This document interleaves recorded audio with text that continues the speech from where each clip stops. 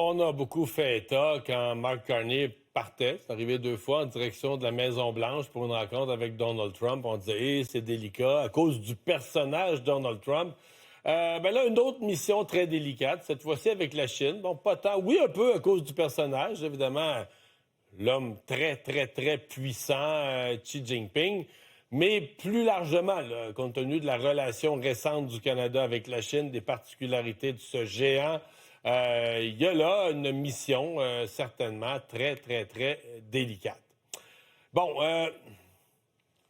comment la résumer, la mission délicate? Je vous dirais de la façon suivante, là, puis vous voyez, tout est en équilibre, dans un équilibre très fragile. Il faut réussir à rétablir la relation avec la Chine, qui ne deviendra pas un allié. Là. Le Canada ne deviendra pas un allié proche de la Chine, mais rétablir, je dirais, une relation normale, parce que là, les liens sont quasiment rompus avec la Chine. Donc, rétablir la relation avec la Chine, mais sans choquer les États-Unis.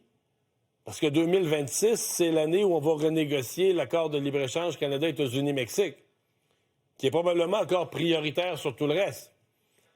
Vous comprenez? Donc, M. Carney, à cause de l'attitude de Trump, des tarifs américains, dis-moi, il faut que j'élargisse mon commerce. Il faut être moins dépendant des États-Unis. Il faut que j'élargisse mon commerce partout dans le monde. Pour ça, il faut que je rétablisse mes relations avec l'Inde. Faut que je parce que là, sous Justin Trudeau, le Canada est en chicane avec plusieurs des puissances du monde où nous allons avoir des relations brouillées. Alors, rétablir les relations avec la Chine sans choquer les États-Unis, je pense que vous voyez comment tout ça est assez sensible. Parce que sur plusieurs sujets, la Chine et les États-Unis n'ont pas les mêmes intérêts ou les mêmes positions. On dit que la relation est brouillée avec la Chine. Passons un peu là-dessus.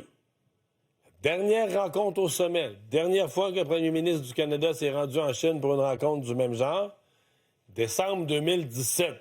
C'est M. Trudeau qui avait rencontré le président chinois. Ça commence à faire longtemps. Ça a fait 8 ans au mois de décembre. Depuis ce temps-là, pas eu de relation comme telle. Pas eu de rencontre officielle ou de visite officielle. On ne s'est croisés qu'à l'occasion du sommet internationaux. Dois-je vous rappeler l'année 2018? L'année 2018 où, d'abord, à la demande des États-Unis, à Vancouver, le Canada procède à l'arrestation de la directrice financière du géant des communications Huawei, Meng Wanzhou.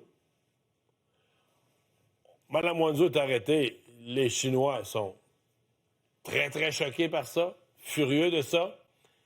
Dans les jours qui suivent, emprisonnement de 2 Canadiens qui sont dans 2 missions ou dans 2 types, mais qui travaillent les 2, qui sont en voyage en Chine.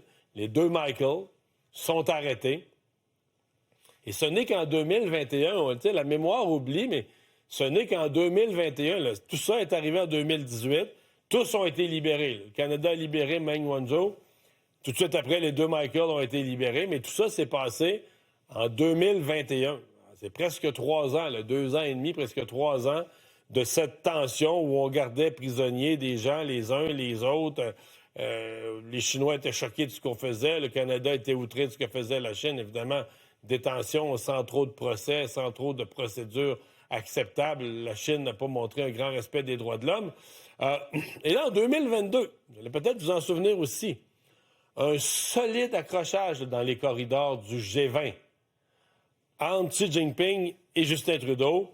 On n'aura jamais su exactement ce qui s'est dit. On comprend que la Chine avait l'impression que Justin Trudeau était un donneur de leçons, puis on lui a un peu fait savoir. Mais tu sais, des fois, la caméra, même si tu n'as pas le son, la caméra, le non-verbal, les images à la caméra, il n'y avait pas vraiment de doute là, sur le fait que c'était une engueulade, que c'était en bonne et due forme une prise de bec.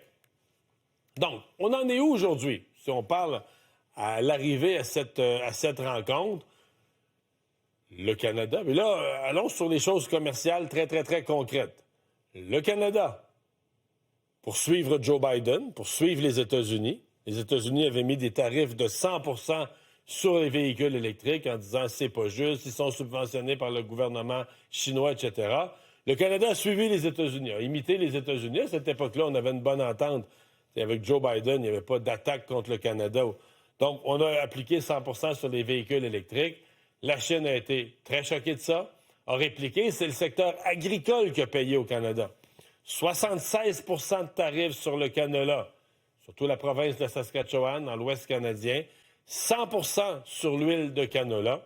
Et ce qui touche davantage le Québec, le pourcentage est moins gros, mais ça fait quand même très mal, 25 sur le porc et sur un certain nombre de fruits de mer. Bon, est-ce que ça va être à l'ordre du jour des discussions? Probablement. Est-ce que l'un et l'autre voudront bouger là-dessus? Je ne peux pas vous répondre. Est-ce que le Canada peut bouger là-dessus? Quand on disait de ne pas déplaire aux Américains, si le Canada bougeait sur les véhicules électriques, est-ce que les États-Unis seraient furieux? Certains plus optimistes disent que le Canada pourrait peut-être non seulement ouvrir sur les véhicules électriques, mais convaincre la Chine qu'une entreprise chinoise vienne investir en Ontario pour faire des véhicules électriques chinois en sol canadien. Qu'est-ce qui va arriver? Là, vous voyez un peu le spectre des possibilités. Est-ce que la Chine pourrait céder sur certains tarifs dans le secteur agricole? On l'espère certainement. Donc, comment on voit un peu la mission de M. Carney, telle qu'il l'a décrit, telle qu'on peut l'imaginer? Je viens de vous le dire, c'est sûr que faire lever les tarifs, au moins en partie, ça fait probablement partie des objectifs. Est-ce que c'est réaliste dans l'immédiat ou pas? On le verra. M. Carney a dit qu'il voulait accroître le commerce avec la Chine, mais il veut qu'on soit moins dépendant des États-Unis. Il veut que les produits canadiens soient achetés partout, qu'on commerce davantage un peu partout. Je pense, moi, personnellement, qu'il veut aussi, peut-être en des termes plus simples, se présenter à la Chine comme un partenaire pragmatique, là, comme quelqu'un, regarde, on ne s'entendra pas sur tout, on ne deviendra pas des alliés, mais on n'est pas en guerre. Je suis pas quelqu'un qui est parlable, je suis quelqu'un qui veut faire des affaires. S'il y a un problème, appelez-moi, on s'en parle. Quelqu'un de pratico-pratique là, dans sa relation avec la Chine, incluant le fait que sur certains sujets, dans certains cas, on va comprendre qu'on ne s'entend pas. Là-dessus, on ne s'entend pas, on se le dit, on ne s'entendra jamais, mais on ne ferme pas avec un autre communication. On reste pragmatique. Donc, je pense que c'est le genre de leader que M. Carney va vouloir présenter qu'il est pour la Chine. Donc, le programme, pour être précis, aujourd'hui, ce matin, là, 3 heures de décalage, mais il rencontre des leaders autochtones. Donc, ça doit se passer dans quelques minutes, là, heure de Vancouver, rencontre des leaders autochtones de la côte ouest pour ses projets de pipeline. Et donc, là, de la côte ouest, va traverser l'océan Pacifique vers la Chine, part en après-midi. Le but étant demain, mercredi, de rencontrer le premier ministre chinois. Mais la rencontre la plus importante, c'est celle de jeudi, où là, ils vont rencontrer vraiment le tout-puissant, le président chinois, Xi Jinping. Donc, c'est cette rencontre qui va être vraiment à surveiller. Et après ça, il quitte la Chine, il part, son voyage se poursuit, passe par le Qatar, passe par le sommet mondial de Davos. Donc, il va continuer ce voyage. Comment, parce que rencontre avec la Chine, c'est évident qu'il y a les sujets très délicats.